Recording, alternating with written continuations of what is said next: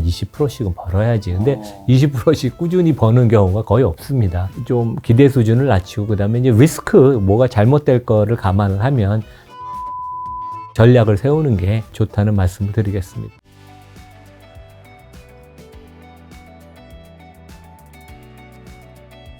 자, 교수님 모시고 이제 올해 2023년도 사실상 거의 다 갔으니까요. 올해도 한번 돌아보고 2024년도 한번 전망한 좀 시간 가져볼까 하는데, 특히 뭐 교수님 말씀하신 대로 미국 쪽에 더 전문가시니까요. 현재 미국 증시 현재 일단 한번 상황 점검부터 한번 해주신다면요. 그 금년 들어서 미국 주가가 이제 우리 뭐 다우 존스나 나스닥 얘기를 많이 하지만 가장 우리가 이제 지표를 삼아야 되는 건 S&P예요. S&P는 이제 500대 기업이 다 들어가 있으니까.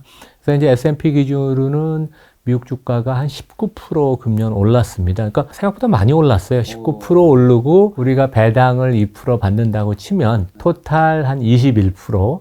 많이 오른 그러니까 거죠. 상당히 괜찮죠. 근데 5년이면 복리로 안 해도 2배가 되는 거죠. 그렇죠. 국내 주가도 뭐 그렇게 나쁘지는 않았어요. 제가 아까 찾아보니까 우리 코스피가 한 12% 정도 올랐으니까. 아, 10% 오른 거예요? 네, 괜찮습니다. 왜 안 오른 거 같죠? 근데 기분이. 저희 그 와이프랑 제 보스인 우리 집사람하고도 얘기를 해보면 대부분 투자가들은 2022년에 워낙 손해를 많이 봐서 그 트라우마가 남아있고 2021년 고점 대비 아직까지 손해를 본 분들이 많으니까 야, 이게 뭐 주가가 올해도 진짜 어렵구나. 한 해를 1월부터 우리가 이렇게 놓고 보면 상당히 괜찮은 한 해였다. 근데 이제 개별 종목이 뭐 미국은 이제 빅테크 7종목이 뭐 주도를 했고 국내도 개별 종목들이 좀 많이 움직인 장. 많이 오르기도 하고 많이 빠지기도 하고 이제 그런 한 해였던 것 같습니다. 근데 이제 미국은 19%를 그중에 17%를 7개 종목이 끌고 갔고 빅테크 5개랑 테슬라, 엔비디아 그다음에 이제 나머지 2%는 기타 493개 종목이 끌고 갔으니까 상당히 이 운동장이 많이 기울어졌죠. 근데 이제 우리가 3분기 실적에서 보다시피 이 7개 종목의 그 독과점적인 그런 지배력은 더 강해지고 그다음에 3분기 때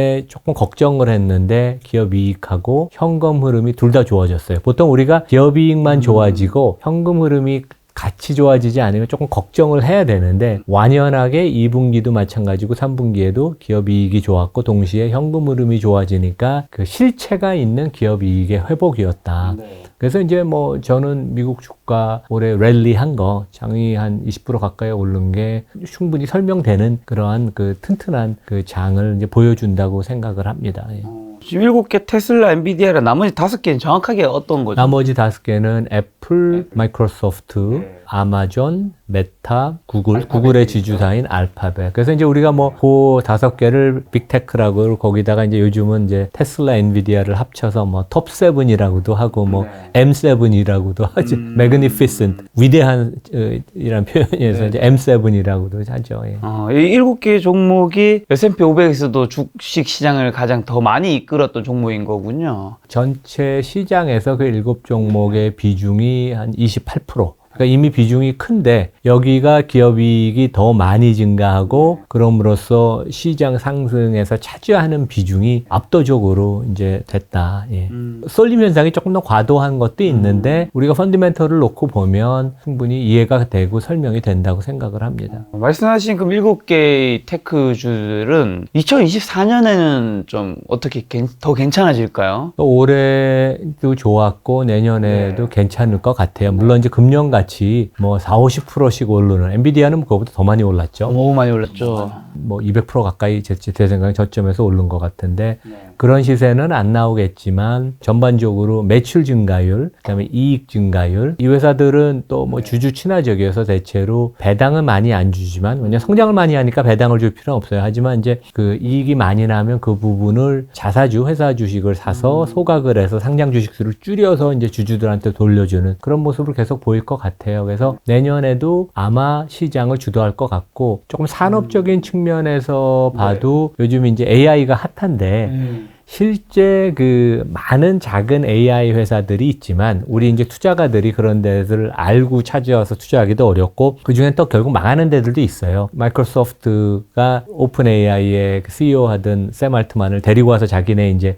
임원으로 만들잖아요. 이제 그렇게 하거나 아니면 좋은 회사를 인수해 버리거나 그리고 기존에도 특히 이제 구글 같은 데는 AI나 머신러닝, 그 기계학습을 하는 그 전문가나 인프라가 어마어마하게 많았어요. 마이크로소프트, 메타도, 아마존도 마찬가지고. 그래서 이제 지금 아마 3년, 5년, 10년 동안 계속 시장의 가장 큰 테마가 AI일 텐데 그것을 제일 잘할 수 있고, 물론 더 잘하는 작은 기업은 있겠지만 이 기업들이 골고루 수혜를 잇고 잘 활용을 할 수 있는 그 베스트의 인력을 갖추기 때문에 그런 또 AI의 수혜도 입으면서 이제 내년에도 주가가 괜찮을 것 같습니다. 한국에서는 사실 2차 정지가 올해 뭐 한 7, 8월 달이었나요? 지금은 좀 안 좋긴 하죠. 그때 굉장히 뜨거웠지만 세계적으로 말씀하신 대로 AI가 굉장히 특히 뭐 미국 같은 게 더 뜨거웠을 텐데 AI 로봇이 2024년에도 이런 뜨거운 이제 사람들의 관심이 쏠릴 것인지도 궁금하고요. 어쨌든 뭐 많은 분들은 산업도 더 성장하고 AI로 뭐 돈도 더 몰릴 거라고 생각은 할 것 같은데 이게 돈이 더 몰리고 사람들 관심이 간다 해서 또 주가가 오른다라는 거랑은 또 다른 얘기일 수 있잖아요. 그렇죠. 어떻게 좀 주가도 좀 오를 수 있을까요? AI에 관해서 실제 경제적인 효과가 어떻게 언제부터 나타나느냐,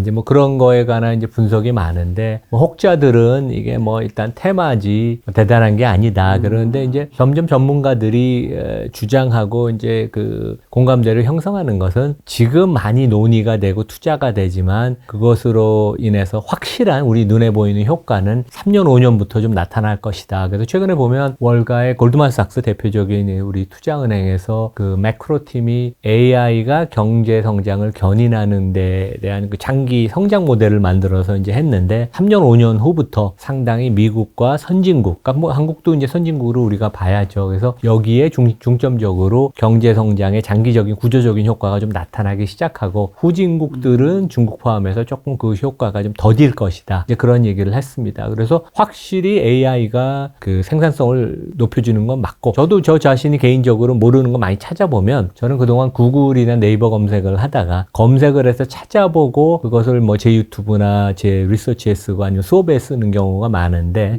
그동안은 구글, 네이버에 의존하다 지금은 저는 이제 구글의 바드를 많이 써요. 오픈 AI는 옛날에 좀 많이 썼고, 근데 아주 훌륭합니다, 진짜. 팩트가 조금 틀린 경우가 있지만 되게 최근에 개선되는 모습도 많이 늘어나요. 그래서 실제 우리가 사무실 환경이나 전문직 뭐 이런 쪽에 하여간 그 생산성의 효과는 확실히 있고, 최근에 뭐 보면 뭐 미국 같은데 대형 로펌 같은 데서 이렇게 주니어 변호사들 채용하는 것도 좀 준다 그러거든요. 그게 이제 AI로 대체를 할 수 있으니까. 그래서 하여간 그 AI는 지금 이제 공감대를 얻는 것은 20세기 초에 전기의 보급, 1990년대 말에 스마트폰의 보급보다 더 큰 인류의 그 생산성에 도움을 주는 거여서 우리가 뭐 기대해 볼 만하고요. 우리가 실제 느끼고 있으니까 우리 김 작가님도 아마 조금 뭐 활용하고 그러실 거예요. 그렇죠? 네. 그래서 상당히 그 기대해 볼 만하다 그렇게 생각을 합니다. 그래서 작은 종목을 사는 것보다는 작은 종목은 잘 흐름을 탈 때 돈을 벌지만 결국 또 가라앉을 수도 있고 망할 회사도 있으니까 안정적으로 이 빅테크 플러스 테슬라도 실제 AI 회사입니다. 미래 자율주행으로 가면 다 AI고 거기서 엄청난 AI 인력이 있고 엔비디아도 이제 AI의 인프라를 까는 데 중요한 반도체 회사니까 5개, 6개 종목 안에서 고르는 게, 왜냐하면 투자라는 게 우리가 어제도 이제 제 중학교, 고등학교 동창들 모임이 있는데 얘기를 하다가 야, 이게 뭐 무슨 종목이 좋냐고 그래서 한 10%만 매년 꾸준히 벌면 대단한 것이다, 대한민국에서. 근데 그렇죠. 이제 그 의사하는 친구인데 한 20%씩은 벌어야지. 근데 20%씩 꾸준히 버는 경우가 거의 없습니다. 좀 기대 수준을 낮추고 그다음에 이제 리스크, 뭐가 잘못될 거를 감안을 하면 조금 큰 종목을 전략을 세우는 게 좋다는 말씀을 드리겠습니다. 자, 2023년도 이제 11월 벌써 말이니까 거의 이제 한 달밖에 안 남았는데, 투자자분들은 아까 말씀하신 대로 이제 뭐 S&P 500이라든가 한국 심지어 코스피도 어쨌든 올랐지만, 근데 많은 분들이 굉장히 좀 어렵다고 느낀 또 한 해였다고 생각하실 것 같은데, 교수님 보셨을 때는 좀 어떤 한 해였다고 보시나요? 저도 지금은 뭐 마켓에 있는 사람은 아니죠. 뭐 간접적으로 그렇죠. 있죠. 뭐 학교에 몸을 담고 있죠. 마켓에서 열심히 보고 주위에 이제 후배들 하는 일 보고 그러는데 한 30몇 년 사이에 제일 재미있는 기억에 남는 한 해였던 것 같아요. 그래서 기대가 낮았는데 시장이 회복을 턴어라운드 한 것도 좋았고, 국내는 하여간 개미 투자가들이 시장을 주도하면서 많은 작전 세력, 그냥 나쁜 사람들이죠. 그래서 뭐 나덕연 그 일당이나 뭐 영풍재지 같은 데도 주가 조작이 지금 뭐 조사를 하고 있지만 뭐 우리가 일반적으로 알 수 있는 거고, 그 다음에 이제 시세가 분출이 됐던 배터리도 상당히 펀디멘털은 있고 좋은 기업이지만 과연 적정 주가에 대한 논란은 되게 있는 거 아니에요. 월가나 해외에서는 한국의 배터리 업종이 대단히 펀디멘털은 좁지만 기업의 가치는 우리 국내에서 얘기하는 것보다 훨씬 낮게 보기 때문에 해외에서 보는 시각과 국내에서 일부 세력들이 얘기하는 그 가격의 적정 가치의 차이가 많아서 그러니까 개별 종목의 시세가 분출이 된 해였고 그로 인해서 돈을 많이 번 분도 있지만 많은 투자가들은 또 손해를 보고 그 개별 종목이 많이 약진을 하고 시장을 주도했던 한 해였다. 그렇게 생각이 듭니다. 또 그 밖에도 기억에 남았던 현상이나 올해 투자 교훈 좀 어떤 게 있으셨나요? 우리가 너무 시세를 쫓아다니는 것은 하여간 피해야 되고 투자를 할 때 항상 기억을 해야 되는 게 우리가 얻는 것은 주가가 상승을 하면 뭐 하락할 수도 있지만 상승을 하면 시세 차익을 얻고 플러스 배당을 주는 기업들은 배당을 받는 게 이제 나의 토탈 리턴 아니에요. 그것을 우리가 과거를 한번 어떤 종목 기업이든 과거를 한번 계산을 해보고 그 다음에 이제 미래에 대해서 우리가 이제 펀더멘털을 생각을 하고 과거 데이터를 바탕으로 미래에 대해서 예측을 해야 되는데 역시 한국은 최근에 성장성이 떨어지니까 물론 배터리 같이 앞으로 매출액이 연 20%씩 20%씩 증가할 업종도 있습니다. 물론 이익은 그거보다 적게 증가할 거라고 저는 믿지만 그래도 뭐 하여간 10% 이상 증가를 한다는 건 대단한 건데 시장 전체로는 대한민국이라는 경제는 내년에도 뭐 올해도 2% 미만 성장을 하고 내년에도 2% 정도 성장을 밖에 못 하거든요. 그러면 우리는 토탈 리턴을 놓고 볼 때 기업 이익의 증가는 주가 상승으로 연결이 되는데 그 부분이 그렇게 높지가 않아요. 그래서 한국이 주식 투자에서 성과를 많이 못 거둔 이유가 성장성이 떨어져서 그런데 그러면 대신 우리가 나라가 성숙되고 성장이 둔화가 됨으로써 얻을 수 있는 건 뭐냐? 배당을 좀 많이 주는 종목을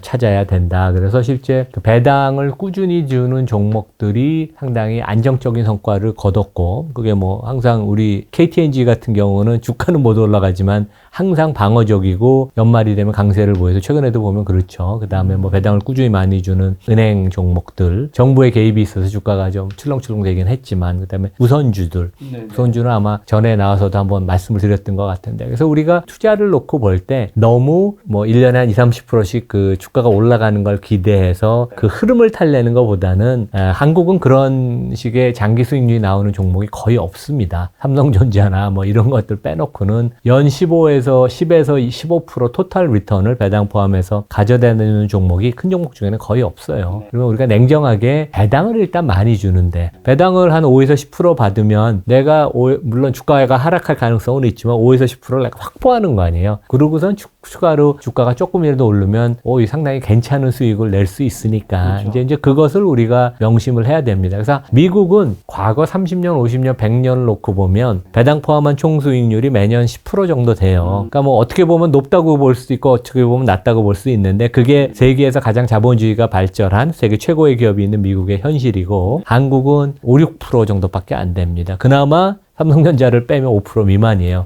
그러니까 그게 대한민국 주식시장의 현실이니까 우리가 종목을 상당히 신중하게 고르고 배당이라는 것을 항상 우리가 염두에 두고 투자를 하는 게 좀 뭐 재미없고 다이나믹하지 않다고 볼 수 있지만 그래야지 우리가 손해를 안 보고 실수를 안 한다. 이제 그렇게 생각을 합니다. 배당주에서도 그러면 혹시나 특히 미국엔 배당 주는 회사들이 많으니까 어떤 곳들이 좀 괜찮게 보이시나요? 그러니까 미국은 주식시장의 역사가 기니까 그 배당 황제주라고 50년 동안 매년 배당을 증가시킨 그러니까 배당을 매년 준 것보다 더 나아가서 배당을 절대 배당 금액을 주당 배당 금액을 매년 50년 동안 올린 데들이 한 10몇 개 있고요. 뭐 거기 뭐 P&G 같은데 코카콜라, 펩시. 그러니까 여기는 이제 안정적인 비즈니스죠. 그래서 물가가 올라도 나의 배당이 오르고 연 한 2, 3% 보통 주거든요. 그런 데들은. 그래서 이제 그런 데가 있고 그다음에 이제 그거보다 한 단계 낮은 지난 25년 동안 배당을 매년 증가시킨 그러니까 배당 귀족주라는 게 있습니다. 이제 그런 데들이 있고 대한민국은 제가 이제 1년 반 계속 추천한 게 현대차 우선주.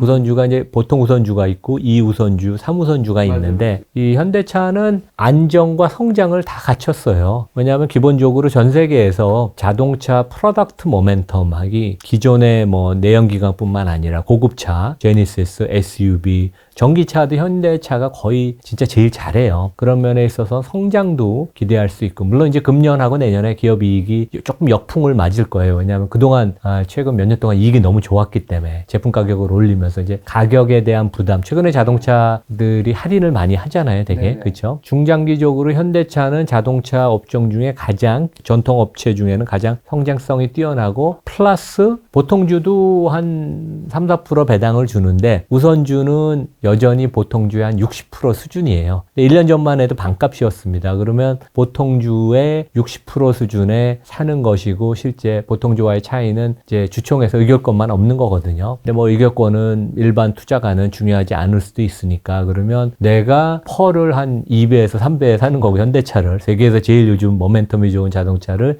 2배, 3배에 사는 거고, 배당 수익률이 8에서 한 10% 됩니다. 그러니까 올해 배당을 얼마나 줄지 정확하게 모르지만 아마 10,000원 넘게 줄 수도 있어요. 그러면 지금 주가가 10만 원 조금 넘잖아요. 그래서 배당 수익률이 한 9% 정도, 9에서 10% 되는. 그리고 분기부 배당도 올해 시작을 했습니다. 그러면 매분기 배당을 받고 내가 1년에 받는 배당만 해도 한 10% 되면 주가가 가만히 있어도 뭐 그 자체로도 훌륭하고, 주가가 나중에 기업 이익이 늘어나서 올라가면 추가 플러스 알파가 되니까 되게 좋은 것 같아요. 진짜 매력이 있고. 그 다음에 이제 여기도 정의선 회장 리더십 하에 좀 주주 친화적인 행보를 보여서 분기 배당도 하고, 그 다음에 이익의 몇 프로를 25%를 배당으로 주겠다는 약속도 하고, 그 다음에 뭐 자사주 매입 소각도 이제 구체화시키고, 뭐 그래서 그런 면에 있어서는 한국도 대기업들이 소수 주주를 좀 찬밥을 갖다가 이제 뒤통수를 치는 일들이 있는데 그런 일도 당분간은 없을 것 같아요. 그래서 하여간 안정성과 성장성을 갖췄다. 그런 면에서 거의 대한민국에 그런 컨비네이션이 없는 것 같아요. 그래서 올해 주가가 꽤 많이 올랐어요. 올해 현대차 우선주는 한 25% 올랐습니다. 보통주보다 훨씬 좋은 상승을 보이는데 아마 당분간 계속 그럴 것 같아요. 예. 현대차 기아는 원래 내연 기관에서 지금 전기차 쪽으로 전환하고 있는데 잘 하고 있다고 보시는 것 같네요. 잘하고 있고, 어제 제가 그 우리나라 뭐 큰 초대형 그 대기업에 다니는 이제 사장이 친구여서 이제 얘기를 하다가, 이 친구가 이제 중국에 다녀왔는데, 중국이 진짜 이 전기차 업체들이 저가에 엄청난 기술력을 발휘해서 좋은 제품을 많이 만들어서 유럽이나 미국의 그 기라성 같은 100년 역사를 가진 데들이 상당히 어려움을 겪을 것 같아요. 테슬라는 뭐 승승장구를 할 것이고, 기존의 톱10, 톱5에 드는 전통업체치고 현대차가 제일 지금 잘하고 있는 것 같습니다. 그래서 당연히 뭐 리스크는 좀 있겠지만 안정성과 성장성을 같이 갖춘 뭐 상당히 효자 같은 배당 수익률이 높은 종목 같습니다.